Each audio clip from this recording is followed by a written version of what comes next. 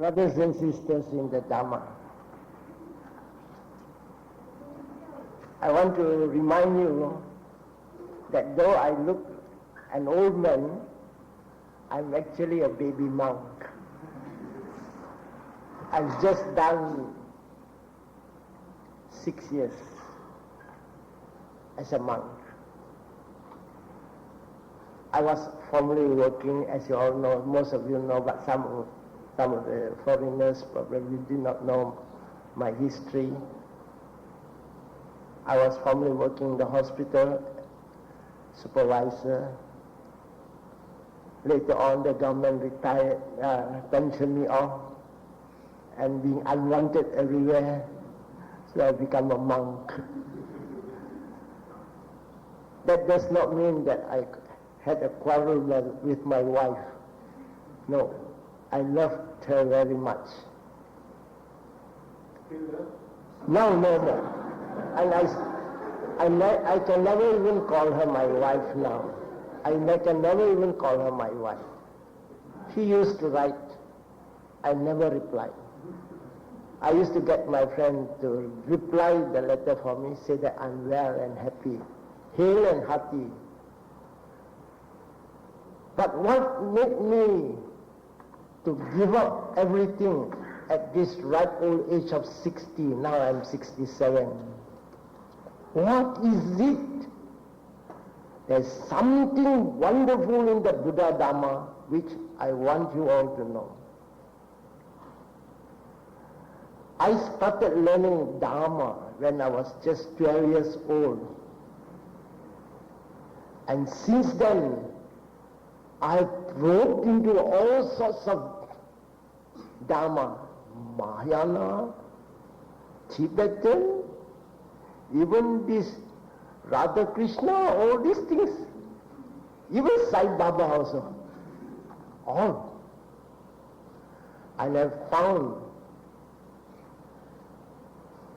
many people make one mistake, and that is they do not know what was the actual teachings of the Buddha. A lot of things have been put into the Buddha's mouth, saying that the Buddha spoke.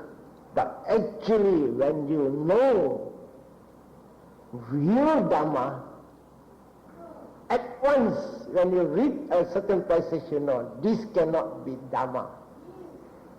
So the first intelligence you are going to have, if you really understand correct Dhamma, you will be able to appreciate what is Dhamma, what is Adhamma, or what is the real teachings of the Buddha, what is not the real teachings of the Buddha. Now I will start off with this. I think all of you have heard or read about the Kalama Suttas, where the Buddha explained it very well. Don't listen just because it was written down in my religious book. Don't believe because everybody was practicing it or doing it or talking about it. Don't believe because it is rumored by all, or it's written in the holy books of my old sage, or handed down from ancestors, one generation after generation. But the Buddhas pointed out clearly, if what you have heard, it does, and when you put into practice, you don't hurt yourself, you don't hurt others, you benefit yourself, you benefit others, then go for it. So, this is one thing we must know. Buddhism is completely different from other religions where it's calm and belief. Buddhism is a religion, not calm and belief. Calm and listen, probe, and practice. After you practice, when you get results, then grasp it don't let go. So from 12 years old, I've been practicing it, and I found what the Buddha said was true, that don't wait for the next life. Right in front of you, benefits will come. As I've been telling to most of my Penang friends, if you really practice the Dhamma, the Buddha's teaching, your home will be a very blessed home.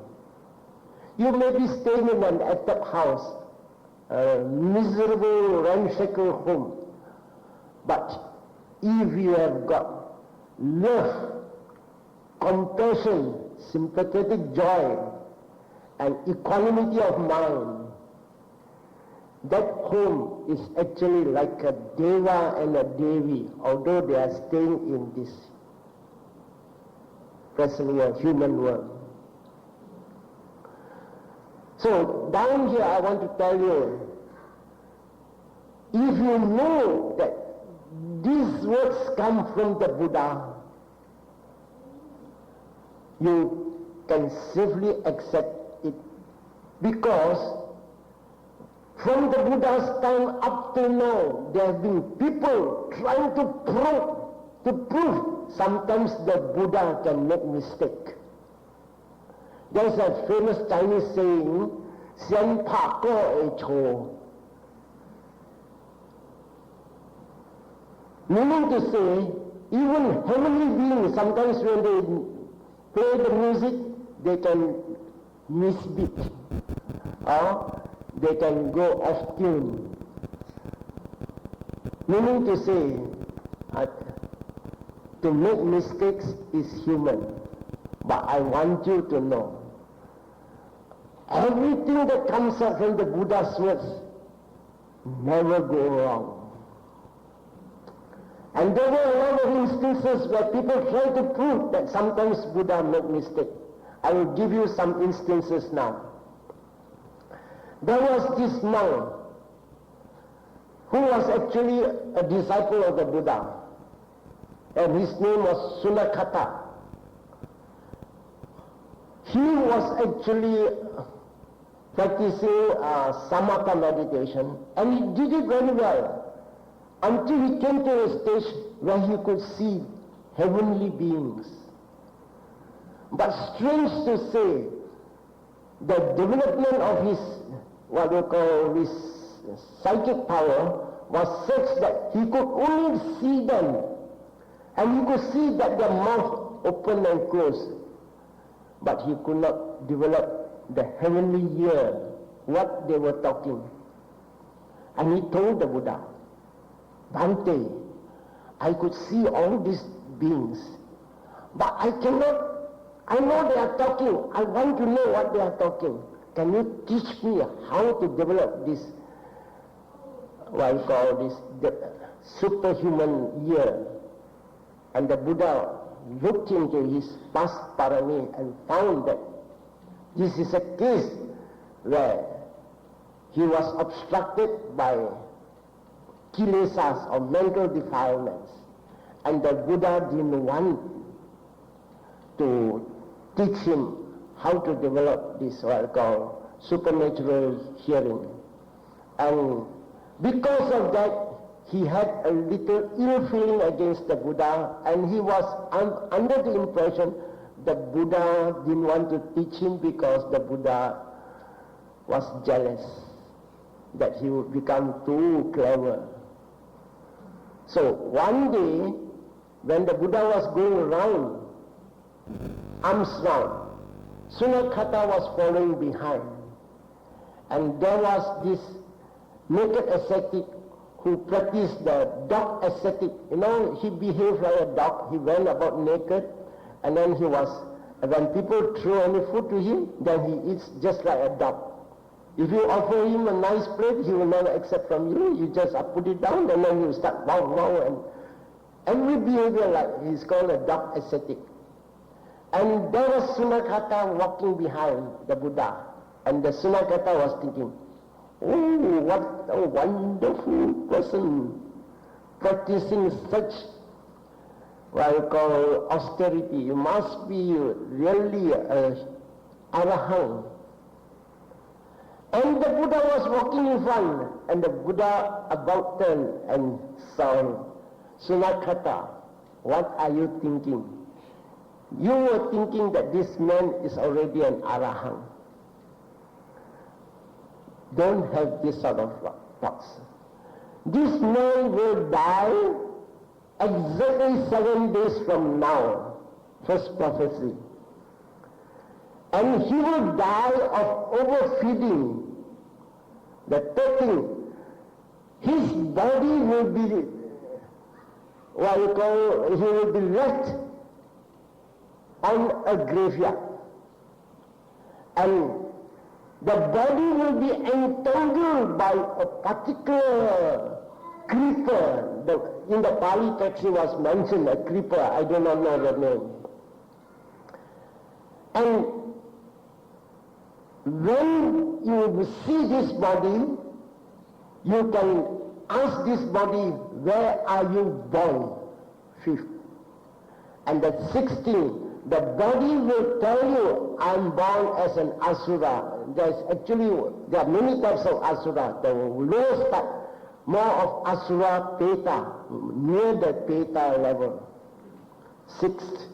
And the 7th one is, after telling you where he was going to be reborn, he will, no more action, no more thought. See, it's a Buddha. And this man said, this is my chance to prove that sometimes the Buddha can make mistake. And actually, after the pindapating, he went straight to that ascetic and said, friend, my master said you are going to die in 7 days' time of overfeeding. What shall we do to prove him wrong? And they both agreed on this. Start your fast for 7 days. So 7 days they are going on fast. Just to make an effort to say sometimes the Buddha make mistake. And first day okay, second day okay, third day okay, 6th day okay. Towards the end of the 6th day, he said, I cannot stand it anymore. And somebody gave him some food, and 6 days food, he tried to take it in 1 day. And he died of overfeeding, indigestion. There was one thing. And among the naked ascetics, they knew that this is going to be a test case to say that sometimes the Buddha made mistake. So don't allow him to be in this wilderness. Let us drag him to another wilderness where it is untrodden.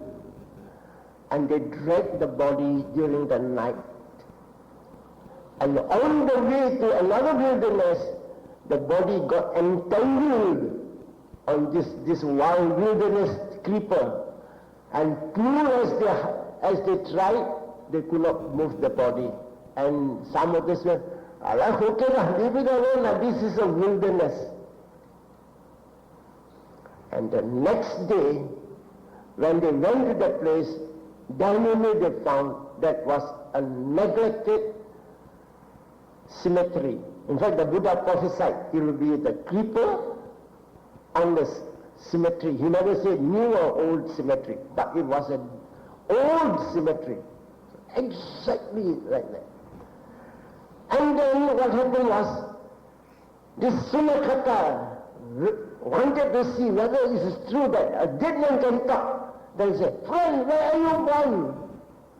I'm born as an asura. Boom. Dead. No more talk. You ask him any more questions, no more. Exactly word for word. So you can see some of this. A person like a monk trying to disprove because he had a little ill feeling against the Buddha, and that was one occasion. Many other occasions. So down here, if you want, I would take even the modern these modern things, the present day world, people say, no, there is such a thing as this body, and the body is substantial, and the body is permanent. The Buddha said, the body is substanceless, is impermanent, is ever-changing. Today, science has said it very clearly. Even a piece of iron is not keeping quiet. Those small little things which the Buddha called kalapas are nothing but kriya or energy, and they are always in a flux. And what he said, actually they are nothing but Pathavi Apo Tejo Vaya, or solidity, fluidity, these wind elements and fire elements, heat and cold and all these things. And he said, this body, every little particle you see on the ground, every substance you see, made up of small things which must have these 8 things. The 8 things are, as I said just now, Pathavi Apo Tejo Vaya. And then the 5th thing is that it must have color, it must have taste, it must have smell, and it must have nutritive elements. And today, and the Buddha said, of these 8 things, the 4 things are called primary matter, primary substance of matter. And they are substanceless. If you break up these small little kalapas, no substance, only energy. Today science have already said very clearly. And today science has developed to such an extent they say there is even something smaller than an atom. But what did the Buddha say? A kalapa is the smallest particle conceivable. So if you discover something smaller than the atom, still Buddhism is correct. And that is not all. Buddha never had a microscope, no laboratory assistants to help him, no lab. Underneath the tree, he sat down and he saw all these things. So you can see the wonderful Buddha. And he says, nothing is permanent. Everything is in a flux. And today science have already said, as I told you just now, that little piece of iron is always in a flux. So even modern science try to prove, in fact, science is still behind Buddhism. Because there are many things which Buddhism explains. There is not only these chakravālas or this universe with its 31 planes. There are countless millions of universes in this infinity of space. Science has now confined itself to the moon. It has reached the moon, but still it is in this chakravala.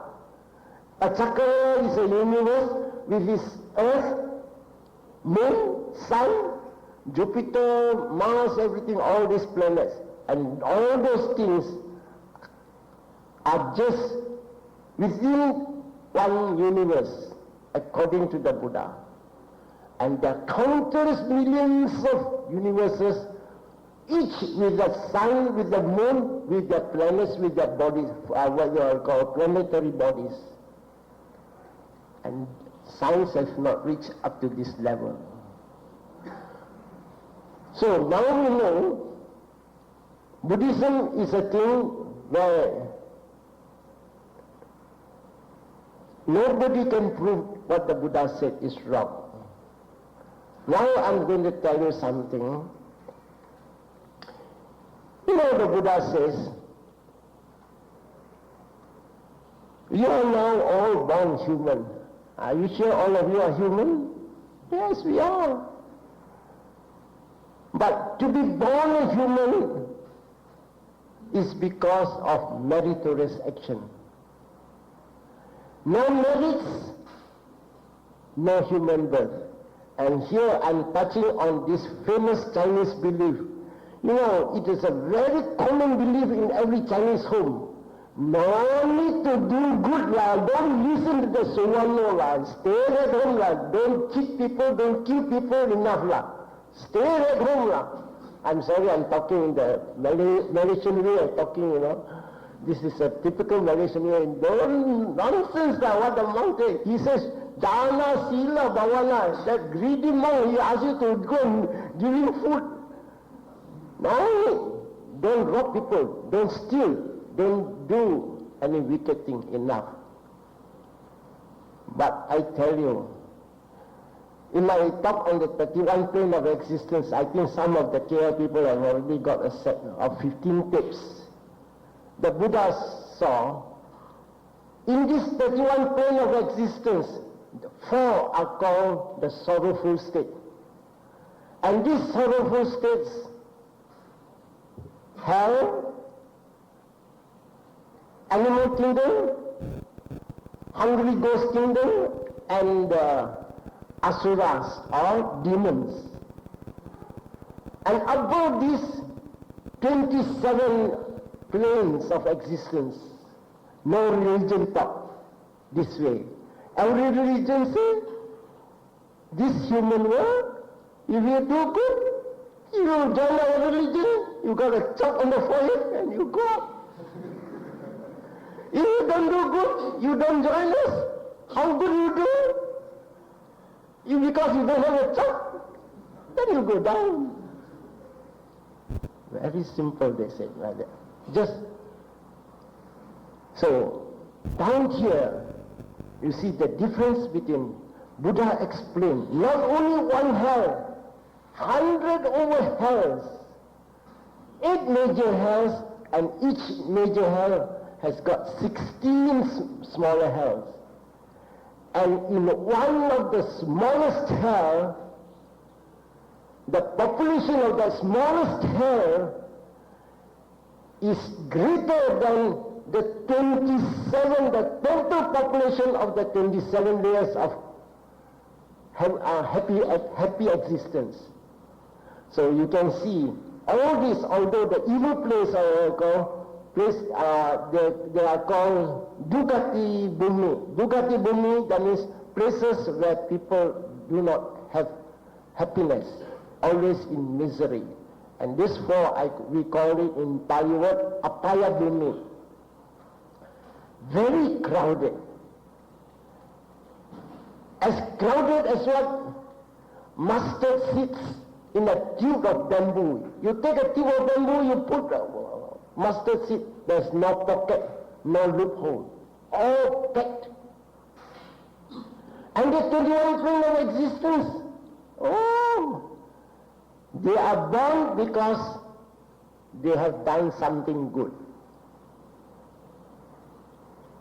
Now we come back to the old Chinese belief who says that if you don't drop, steal, cheat or kill, you should be going to heaven. Now let us see what the Buddha said. Avoid evil is actually negative only. Now there are 3 types of people. One is, he is miserably poor. He owes people everywhere. So such type of people are people who do a lot of wicked things.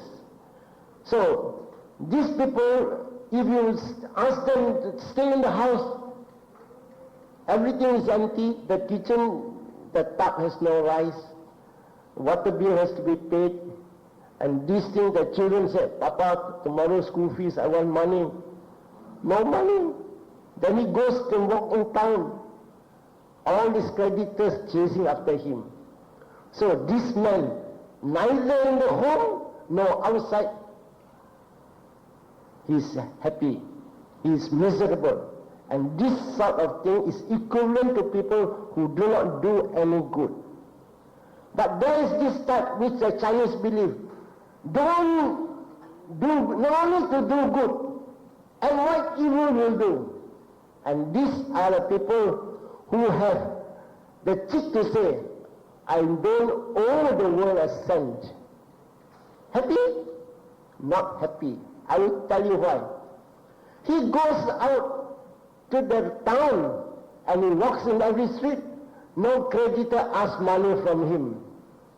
He comes back to the house.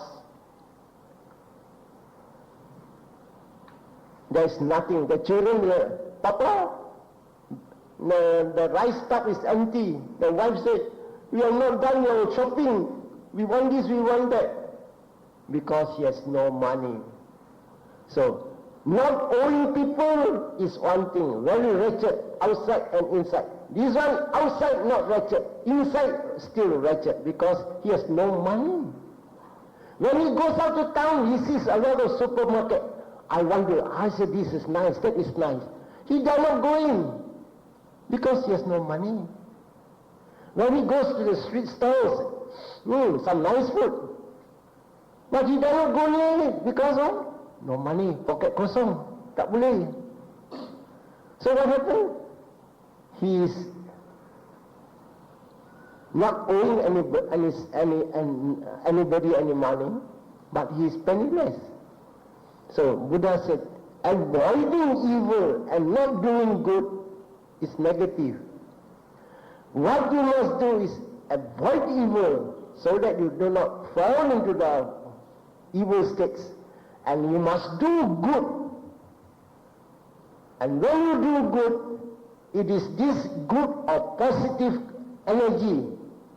When you have negative wire, you just put the wire and then put the electric wire called negative wire, and then you open the light, you don't get light. But when you have another wire which has this positive current, then only you get light. So you must also do good.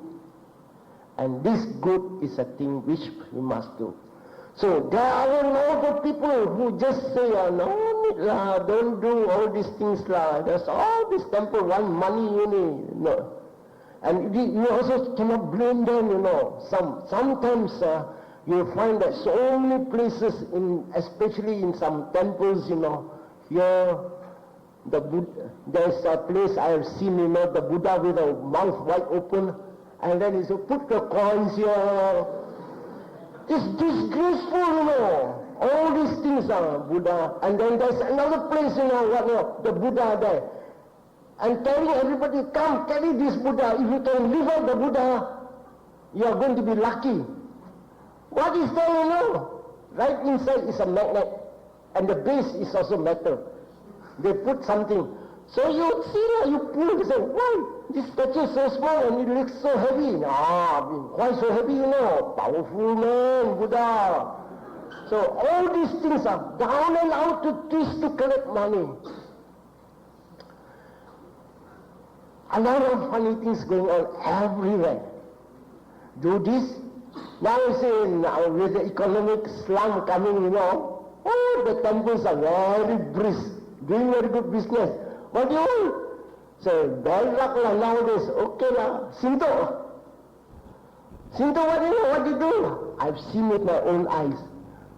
A female went to the well, sat down there, the monk do some chanting, the lady with the bare back, and then with the sarong tied up on the top, and then the monk potting, dum dum dum dum dum dum dum, chanting, and then dum dum dum dum, I don't know what they chant, and then ask the lady to open it, so that the water can go in also. So all these funny things going on, they are terrible. This is disgraceful. So I'm just asking to come in here to tell you all, know what is Dhamma. What did the Buddha teach? Not these things, not that thing. Not that when you're not, you wash yourself. You can wash yourself in the Ganges river, morning and night. Still, what you have done, that evil. If you don't do any good, who can bless you? Who can? And other religions sometimes say, oh, don't bother, you join our this religion, you are going to be saved. Especially my daughter is one, my daughter also somehow got hooked by another religion. They say, Father, I'm going to help you. Say, yes, daughter, what are you going to do to help me? So you accept like that, you are going to be saved. You don't accept like that, you are going to be doomed. I said, no, my love, Father, doom also no, my love. I don't eat cheap, everywhere I go, I talk Dharma, I ask everybody to do good, to be charitable, look after the poor, look after your own mother and father, and all these things, that God is not going to help me. He said, no lah, you must have the chop there lah. So these things are all wrong. Even in some of the good temples, you find a lot of funny things going on. They have added another 3 heads to the Buddha. And you know, if I tell you, you marry a husband with 4 heads, I don't know what are you going to do. You are going to run away from him. Shocking, you know. And I don't know how is he going to sleep, you know. With the 4 heads, how to sleep? I try. Sometimes all these sort of funny things come into my mind. With 4 heads, how to sleep? These things are all happening all over. And the whole thing, I tell you, I've just done a trip around north. That means from Kanga right down up to Sungai. I've visited more than 10 places. Everywhere I give talks. And I found that the poor, ignorant Chinese farmers, 90% of the Chinese farmers, they embraced the modern type of Buddhism. And they said, oh, Buddha's religion, good, I know, but that was 2,500 years ago. So anything that when your dress is 25 years ago, can you still use it? No more. So what more, this 2,500 years? No more. No. Now the modern thing is, a preacher goes into a village, he rents a room, he puts a Buddha in front of everybody. Then everybody pray to the Buddha, yes. Then all his talk, nothing about Buddhism. What other things they teach? Join me and I'll give you a certificate. When this certificate, when you are about to die, this certificate put in the coffin. And signed by me, if the King Lama asks you, you show this certificate. $10. And you are sure to be saved. There's all these things are happening everywhere. And this religion now is changing name as often as I visit those villages. Today they call by this name, another day they call by another name. And then after listening to my talks, many of them asked their teacher, sincere. According to Suvanno, it is like this, it is like that. Then what such religion is coming up? Oh, you know, there is this goddess Sengma. Sengma asked the Buddha to come down. Sengma is the person who gave the enlightenment to the Buddha. And Sengma is the person who said, go and preach. Now, the Buddha has gone. The religion is Sengma's religion. He is the number one. And he or she, Sengma, the word ma must be chabo, you see. Sengma asked the Buddha to come down and help mankind. But now the Buddha is no more, so Sengma takes over the whole responsibility. And the whole responsibility is that you pay $10, I give you this thing, and then I do a little chanting, finish. You are safe. All your previous things no more. All records no more. And they are collecting few $100,000. Every village in Kedah, province Wesley. I heard it has even come down south. And this came from Taiwan. But the funny thing is that I saw some very intelligent person like headmasters of schools. I don't know it's because of the decline in education or not. It must be true lah. Buddhism no more laku lah.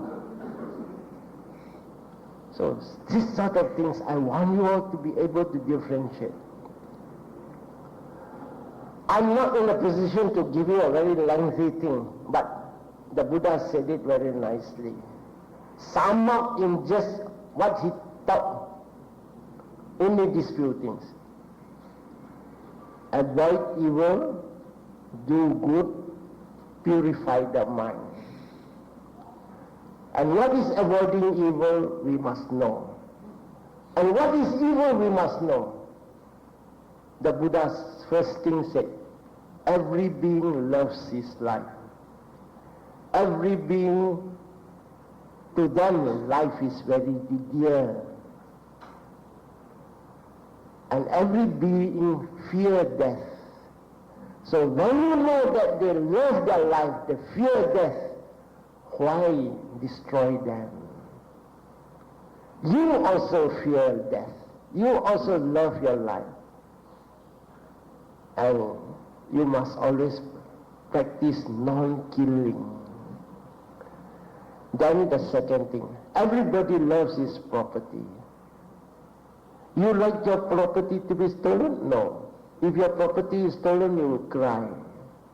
But when you steal other people's property, you don't cry. You seem to have a lot of fun. The stupid fellow loves everything.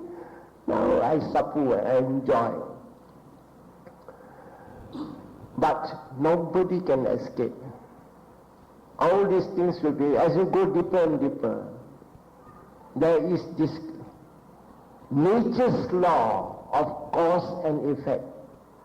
Buddha says, Sabe satta kama saka, kama dayada, kama yoni, kama bandhu, kama patisarana. Every being living in the world has got only these three things. All the physical action, all the verbal action, and all the mental action. There is energy there created. If they speak pleasantly, if they do things very nicely, or if they think pleasantly, they are creating good energy. If they talk harshly, if they are angry and do everything in an angry mood, or if they think anything evil, they are creating bad energy. So good energy, bad energy, nothing else. And what these triple actions are really their property. It follows them from life to life. And these are called karma vipaka. Of course, I cannot cover all such things in just 1 hour's talk, you see. So I cannot. I just touch here a bit, there a bit. So the Buddha saw. Every time when a person, says something, he is creating energy. Let us say, and all this energy must show itself up. And when energy shows itself up, you can see it. When you put a rotten battery on your torchlight and you press the light, you see dim light, blur, not powerful. You put a new battery, wow, very powerful. So, what we are is actually manifestation of accumulated energy which we have done in our previous life. So you see some people are extra beautiful, it's because they have been creating a lot of nice energy. Just like when the parents ask them, Akang, can you please go to the shop and buy me something? Okay, mom. He goes. Pleasing verbal thing. Okay, mom. There's another type of child. Akang, please go and buy me a kettle of sugar. I'm in need of it right now. Please, I have no time to go. Hopeless fellow, man. This mommy always disturbs me. he is creating evil energy. And as a result, energy conditions his birth. That little boy talks nicely to the mother. Okay, mom. Okay. Hey, will you take some money? No, mom, I'll buy with my money. Afterwards, you want to pay me. Okay? Yes, my son. And we talk how? Because he has given that mother a lot of joy. You see, when you have such a child, and when you ask your child to do something, you see how the mother is full of joy. As a result, in one of the future lives, let's say, supposing at the dying moment, this happens to be the time thought moment that the mother asked him to buy something and he went and bought something with a very happy mind. Conditions seem to be born to a mother who loves the child. And you will find the results of these actions not in your rebirth, but in your everyday life. That is Buddha calls Patisandhi Vipaka and Patisandhi Vipaka and Pavati Vipaka. Patisandhi Vipaka means conditions you to be reborn. And because you have been very pleasant to your mother, you speak politely, you'll find that karma, that energy conditions you to go to a home where the mother is a very wonderful mother, always loving and with tender care on the children.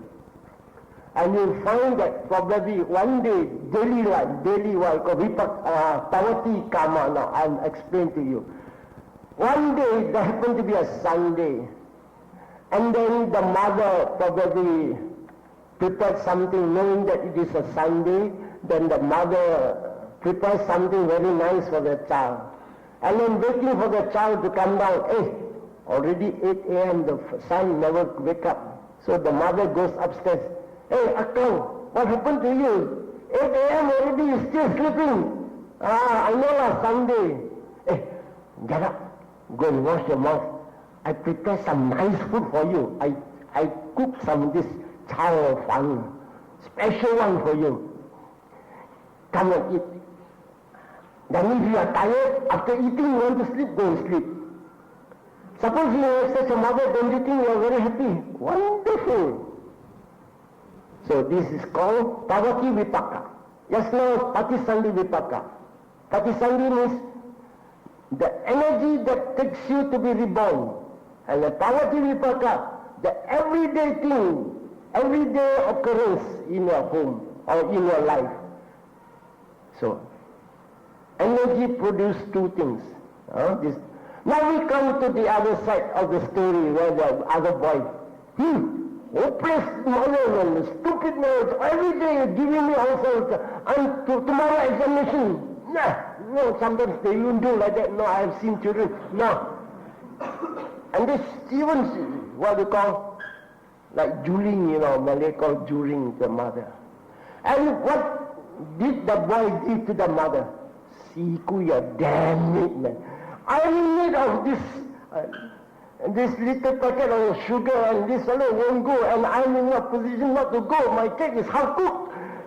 And I say, hopeless fellow gives misery to the mother.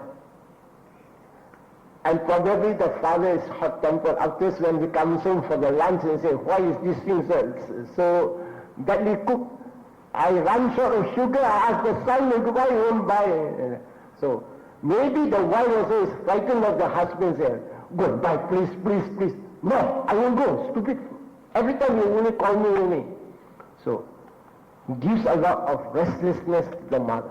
And because of that thing, let us say one day the child comes up, not evil, but because of this, created some energy which gives unhappiness to the mother.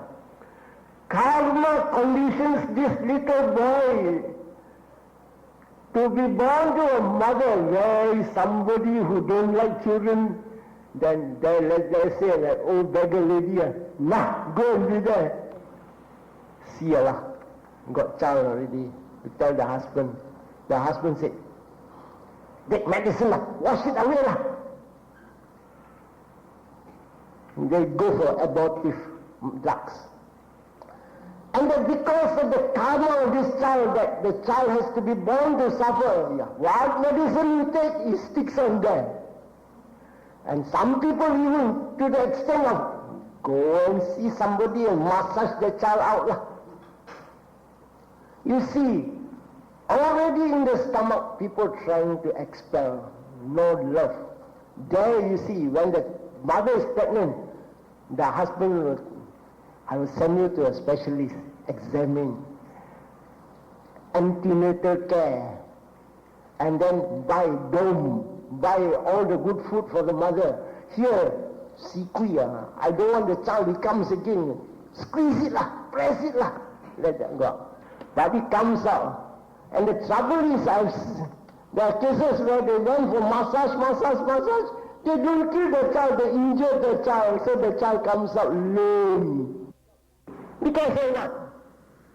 Gave a lot of heartache to the mother. So lame, injured, in the fetal part already damaged.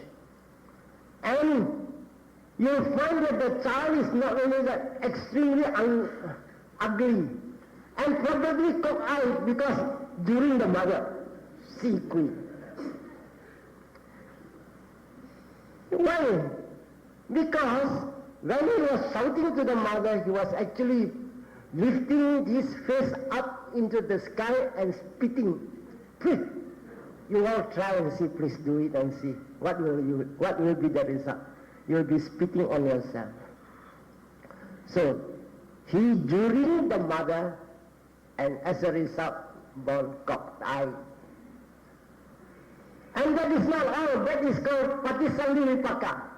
But now we come to the Pavati Vipaka. Every day, he has got to help the father to chop firewood, everything. And then one Sunday early morning, normally he gets up at 6 a.m. to help the father, the mother. And today he said, I'm really tired, I want to sleep up to at least 8 or 9. But 8 o'clock the mother goes to where the boy sleeps. Hey, Akka, 8 o'clock already, you're still sleeping, stupid fellow.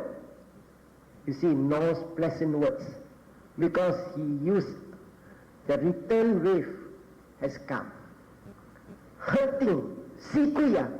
And not only that now, sometimes even the legs also go, get up! And the mother will, here. They use the leg to wake him up. That is called Pavati Vipaka. Everyday thing. So you'll find the Lord of Karma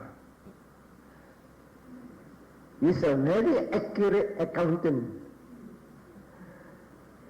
Everything he does to the minute detail, because these are nature's way. It is not God-made. You go to the riverside and shout, "Hey Johnny, you damn fool!"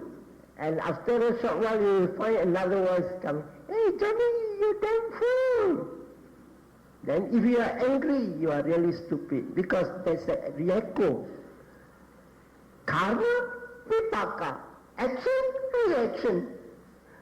You cannot say, "Hey Johnny, you are damn fool," and then return, "Hey Johnny, you are good fellow." Cannot. So there is only this law of nature which the Buddha calls karma vipaka.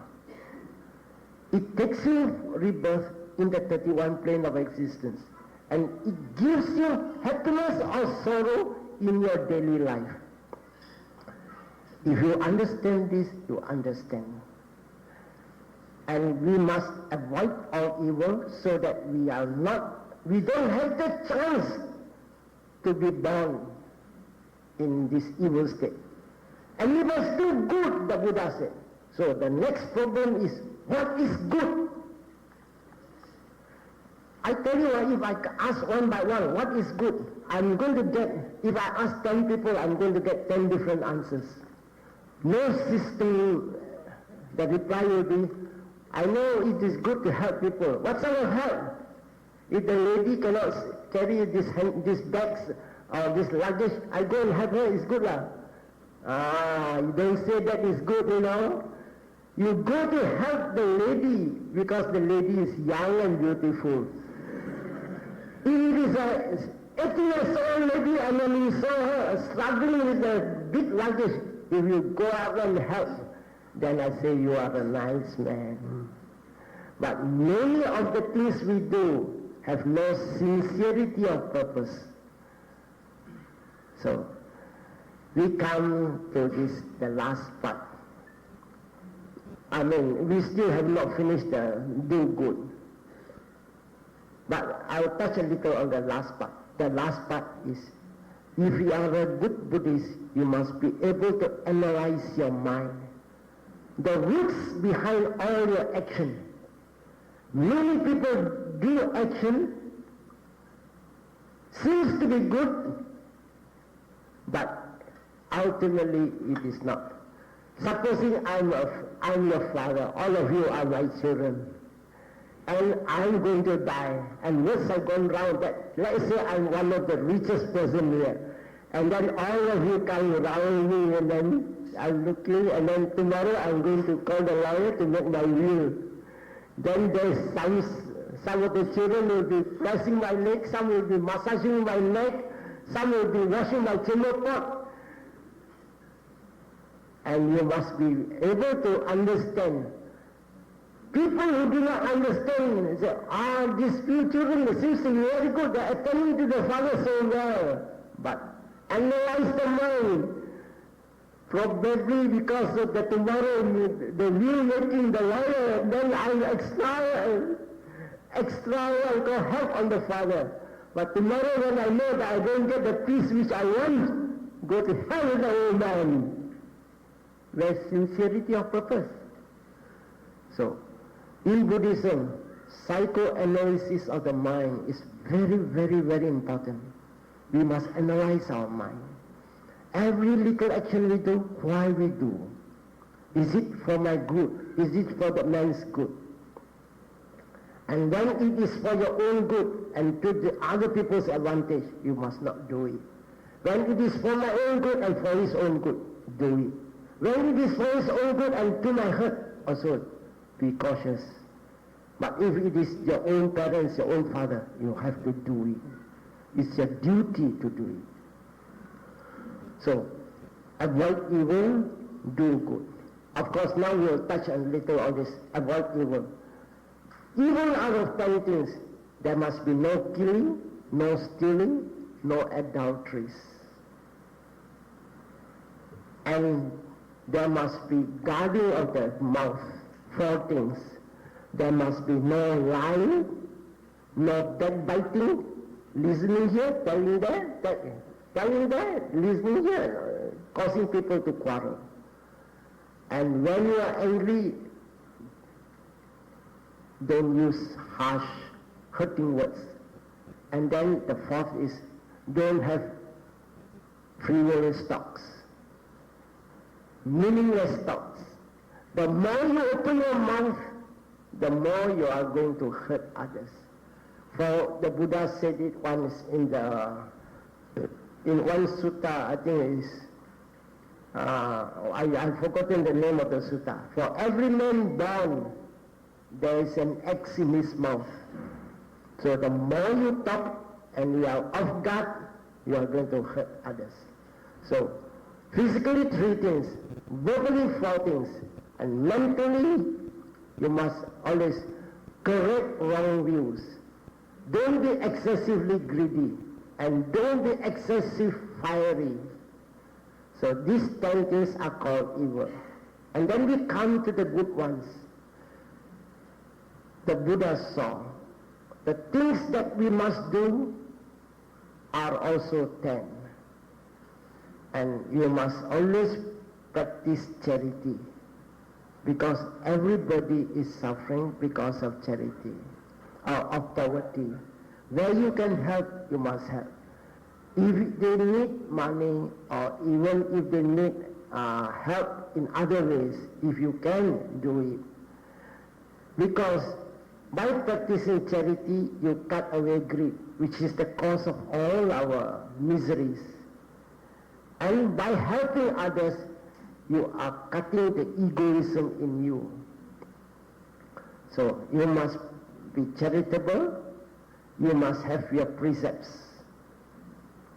And precepts is going to be important. And I was very happy to hear that there is such a crowd that until now that this temple is having problems with accommodation.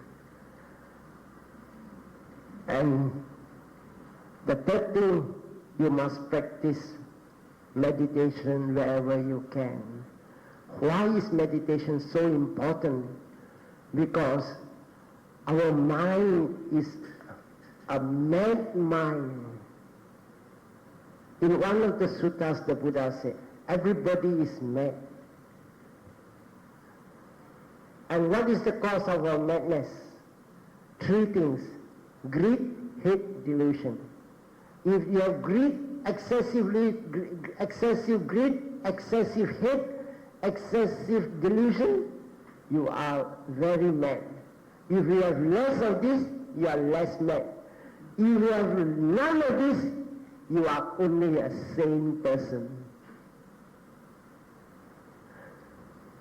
So you see, when you are in love with a lady, you will find that anything that is black, and the lady say, "My dear, did you see this flower? It's white, isn't it?" "Yes, my dear." Because you are biased. Anything that you know is wrong, when the lady say, "Do you think it's correct, my dear?" "Yes, dear, I agree with you 100%. Biased. And when you are in temper, don't talk logic to him. Biased. And when you are dull and stupid, don't talk anything, it won't enter your head. Everything you say yes, or everything you say no. No sense, no meaning. So you are like a madman. But that is not enough. If you take up meditation, you just see how mad you are. Here you are watching rising falling, there you are thinking of a waterfall. Yesterday I had a party, then there was one girl, Zayn, and then she was winking at me, and I was hey, what are you doing when you are doing rising and falling and you are thinking of yesterday's event? All these things come. Not your control. You are unable to control. Why you are unable to control? You are mad.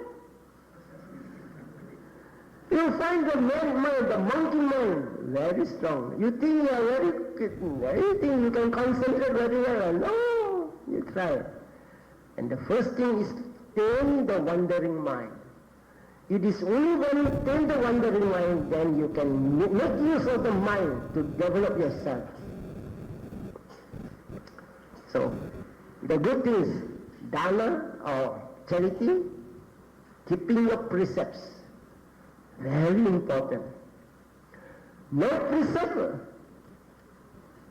Actually, one book says, a person without a precept is just like a pit that has been used as a latrine for years. No matter how well you wash that pit, it is still dirty. So in other words, the book says very clearly, a person who has no precepts is a person who is almost you cannot rehabilitate him. You cannot talk sense to him, do good or anything. If he is a greedy person, he say, when I got my food or when I got money, okay, never mind what money. So you can see all these things. So precepts is very important. And precepts is the foundation of your spiritual life. Once you have got precepts, then you find when you meditate, you go deep. You are not disturbed by conflicts. And when you do more precepts, you'll find eventually your character change. If you see, it's just, what is actually this, when you are keeping precepts, you are cutting down all this greed, hate, delusion in its superficial level. Now, in a stream, flowing stream, there are 3 levels of impurities. You will find the rushing stream, the logs of wood that is floating on the top, another layer, the half sinking and the half floating, the floating in the middle, and another layer, those that are embedded at the bottom of the stream. And the top one we call Vitikama level, or the surface level, and then Pariyutana level, or the middle level, and the bottom one we call Anusaya level, and that is called your deep unconscious level. So everybody has got this greed, hate, delusion in these 3 levels. So when you are doing keeping your precepts, you are first making an attempt to cut away this greed, hate, delusion, or purification of the self starts with the holding of precepts. So once you hold a precept, you guard yourself against the level that is on the top. In other words, you cannot speak evil, you cannot do any evil, precepts guard you of evils in this verbal level and physical level. And when you do your precepts and do meditation and you get your concentration, when you get your concentration, you are more or less purifying the middle level.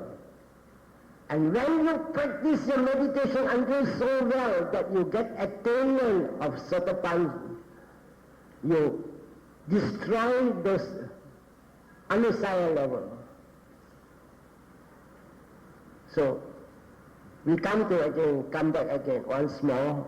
Because I don't do any preparation, so it's a bit of not very systematic. Now, doing good, charity, precepts, and the third one, you must practice your meditation. And the fourth thing, we must reverence such people like our teachers, our parents, our superiors.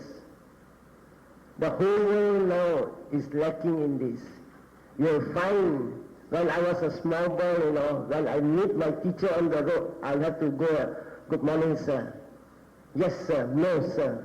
And the master shouts at me. Sometimes I get so frightened that I feel like passing urine. For me, when we see a teacher now, actually we have seen somebody, really we are frightened of them, and we really respect them. No.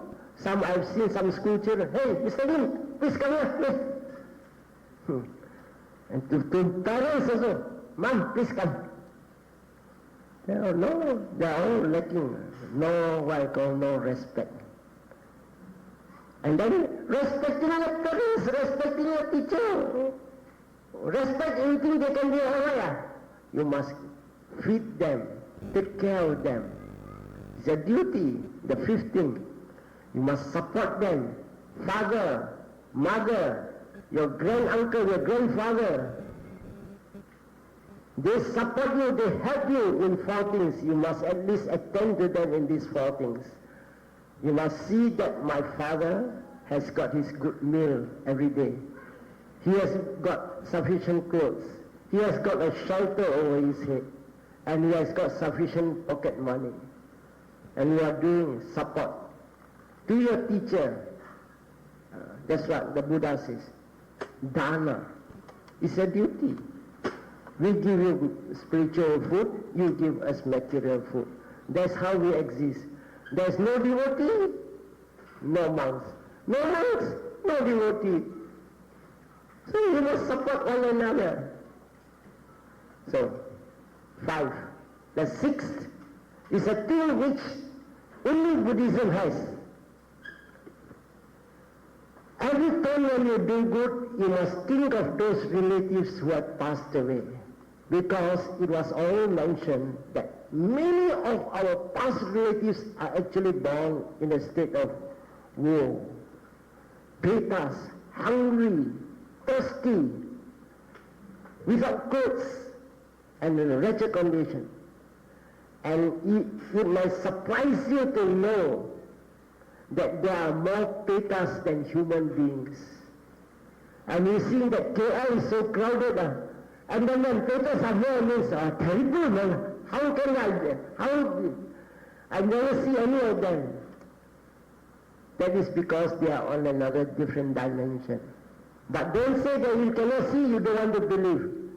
There are people who can see. Certain people can see. Certain people can hear. Certain people can smell. And certain people can feel. I think feeling part very common. You go to some eerie place and say, hey, if I walk into this building, my hair stands on ends. So all these things are like, it has something to do with development of your perceptions. So the sixth thing the Buddha says, every time when you're doing any good, transfer merits to them. From many of the cases which the Buddha, I talked in Penang Buddhist Association on the Tirukute Sutta, where the Buddha showed the Pita world in 2 tips. If anybody goes to Penang, you can go to the Penang Buddhist Association and say Suvanno's tips on the 2, what we call Tirukute Sutta, or the Chinese call it Pai Chao Kong, ancestral worship. I explain it very nicely. The Buddha said, Attasime, Akkasime, Nati Meta Sakacha Me.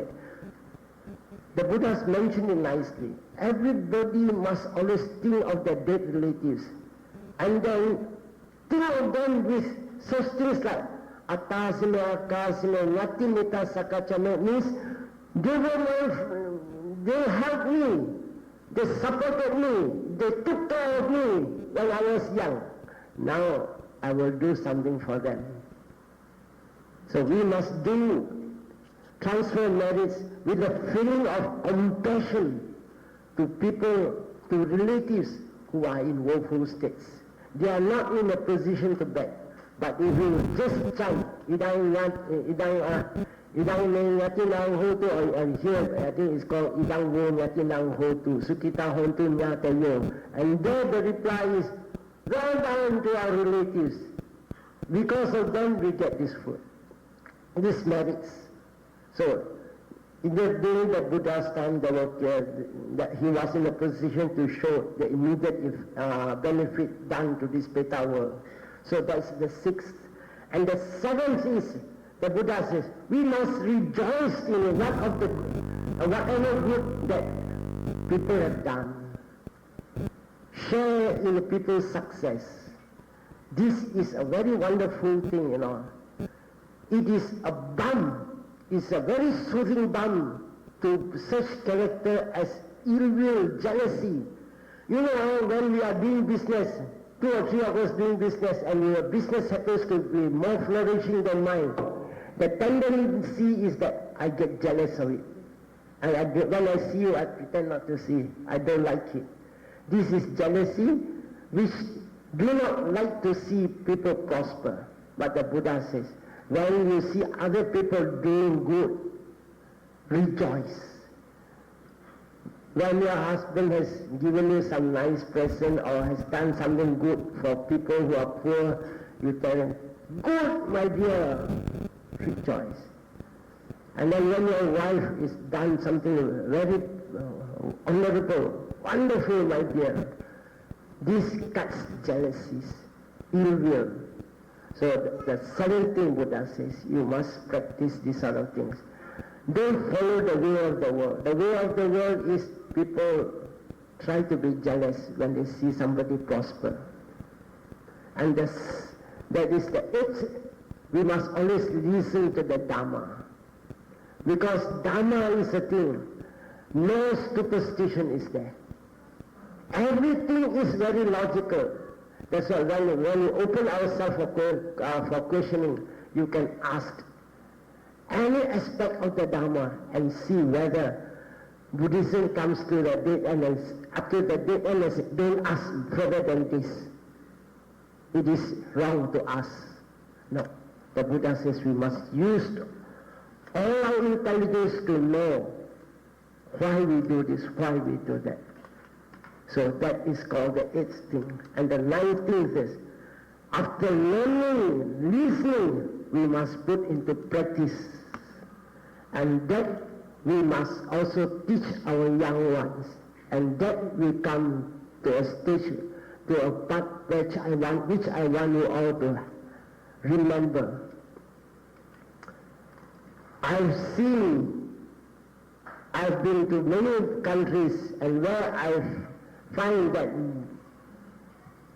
Buddhism not being taught to the younger generation, there is decline.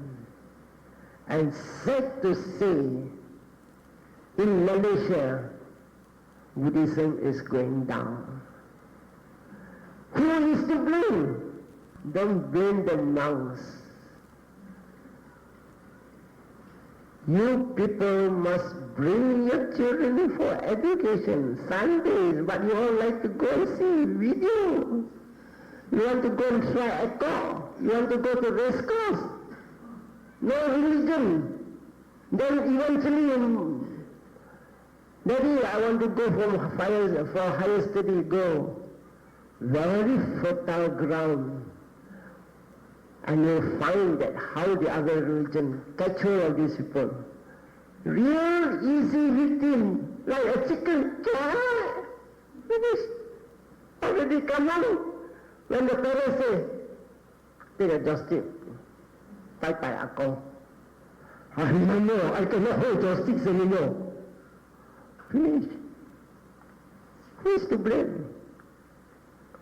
All gone. And I tell you, I'm going to, later on I will talk, or maybe I'll leave it this for tomorrow night. We are very wonderfully lucky to be born in the sasana, to be born in the right place, to have the right people and the right place to come to and to learn right Dhamma. As I told you just now, around us, alligators, sharks, all the evil things around us. And it's a strange thing, we Buddhists, we do not go out. Come, but you people must do your part. Must give children religious education. No religious education, pochi. Really pochi. No more. Pochi means a Tamil word, sarapochi. No. Eventually you find when you pass away, don't think that the children will do dana on your behalf. There I talk of one, there was in the Tirukute Sutta, I started this way. There are 5 reasons why people want children. And the last reason, it was already clearly mentioned. Everybody hoped that when I passed away, my children will do dana on my behalf, because accidents can happen. So, no more. We must protect this.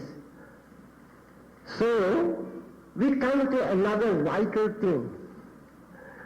You find a lot of activities all over Malaysia in temples, full of activities. But what sort of activity? Look, there are temples on Chinese New Year Day. 1,000 over lights all around the temple. And that is a Buddhist temple.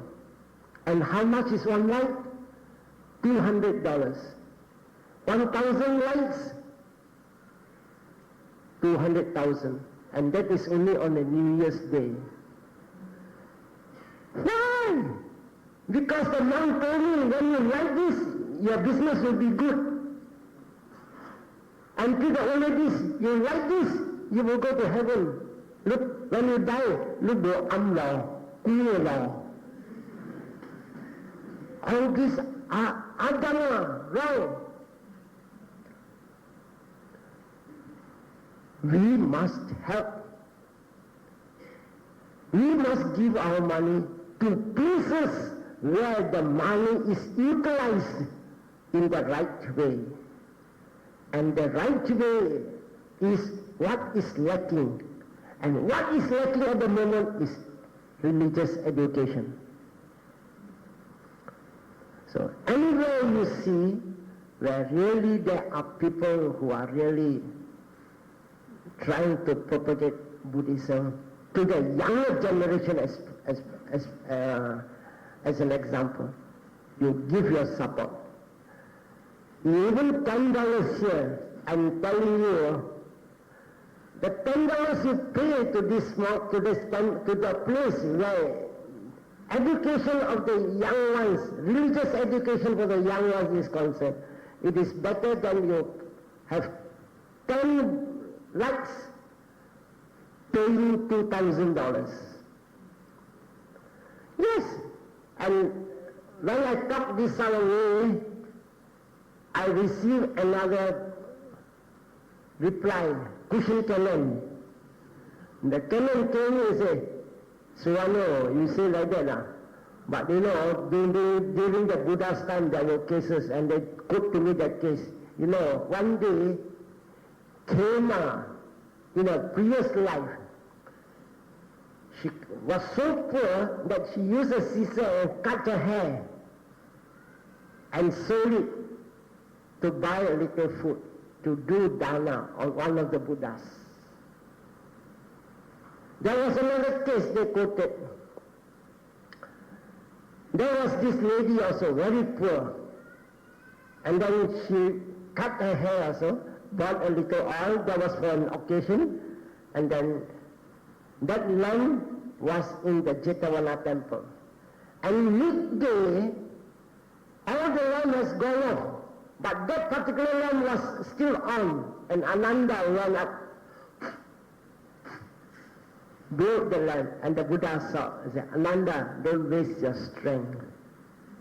Because that lady who bought the oil, saturated with faith, so it's impossible it will go on for the whole night and the whole day. So they quoted all these things. But let us see, anything you do must be a benefit. In the olden days when the Buddha was talking Dharma, usually trees on the temple, no electric lights, dark, and usually the Buddha talks Dharma in the evening. And then, you know, some people, the strange, they must cast their face and stare at the preacher, then maybe they can concentrate. When you hide the face of the preacher, they say, don't disturb me, let go here. They want to concentrate, see and concentrate.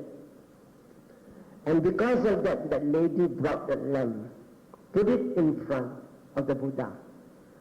That lamp serves a purpose. Thousands of people could look at the serenity of the Buddha as he was talking, and there was a concentration. It must have a purpose. And there were cases where they saw this lady with a light.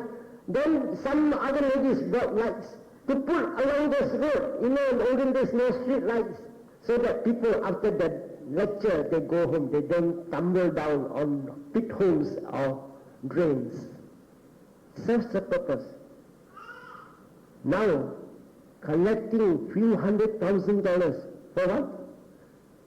Telling people that you are going to heaven. Telling people that you are going to have a good business. Where is karma? Where is the belief in karma? It has become blind belief.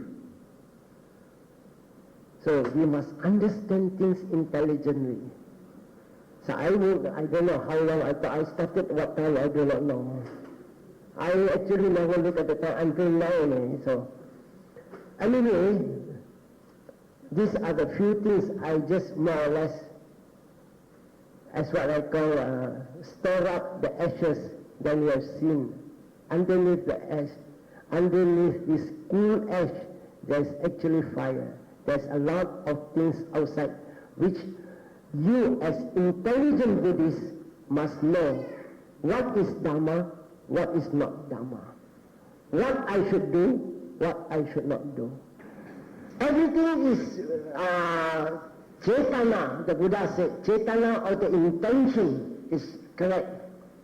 If the Cetana is such that we want some money, we are building something for educational purpose, go all out to support. But there was no purpose in that. There was just telling this, with this lighting of this lamp, you are sure to go to heaven. That particular part is wrong. What they can do is, we need temple, we need money to improve this temple. So there lies a little, the snake is there. So the intention is very important. Just like just now I say, I'm a father, and some of the children are massaging me very well. It is because it's probably in the massage, they end up, Daddy, tomorrow you're doing your meal. You know that shop house in the corner, please don't forget me. The Cetana is very important. Psychoanalysis of mind. You must analyze the mind. I don't condemn, there are some temples who collect this, there are a lot of temples who collect it, and they tell the thing, we want some money to do this, to do that. But when you collect money and say, if you don't do this, you are not going to heaven, then that is wrong. If the purpose is, this fund is to help in the educational or religious education, or to the monks' food, or to whatever printing of Dhamma books, or to lighten the expenses of this temple, then that is called kusala. Kusala means meritorious. You are helping. But if I tell you, if you want your business to be good, you pay for one right. And the Chinese always use the word, "Lu ji un kuya, lu cho hami e tan luya." Or your luck will be brightened up. Everything you touch, money will come. That part I object.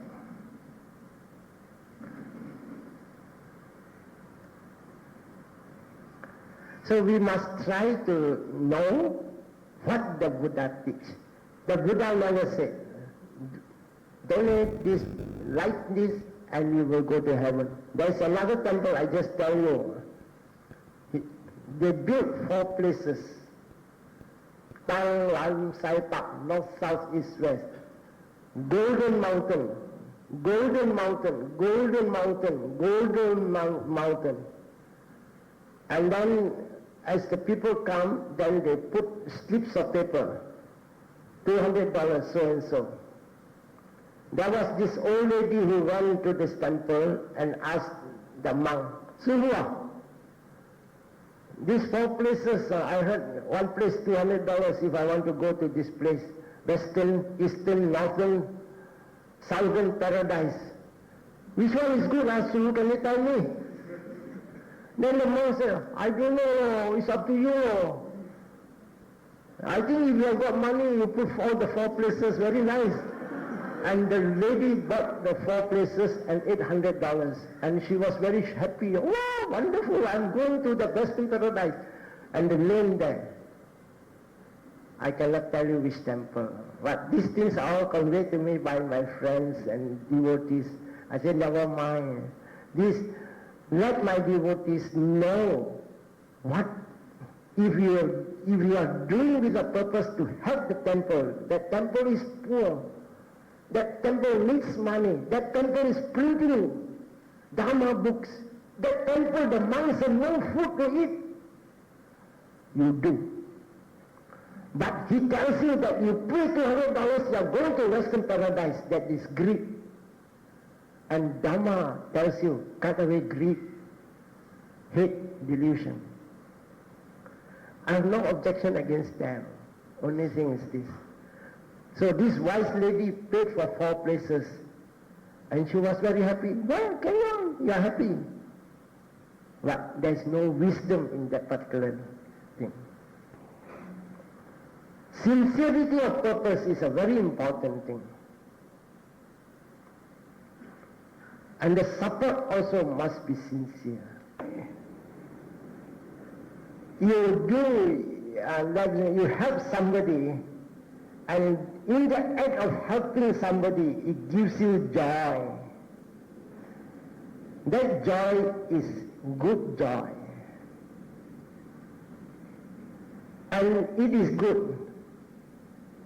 In that particular action, it is called kusala action. But if you more or less take pride in it, or more or less talk of it to others, or in others you want publicity, then that little action, beautiful action, is a bit contaminated. So we as Buddhists, the main purpose of helping others is to cut away greed. Now I'll give you a simile. Let us say, after listening to this talk, and then you probably change in your life, tomorrow you become very charitable.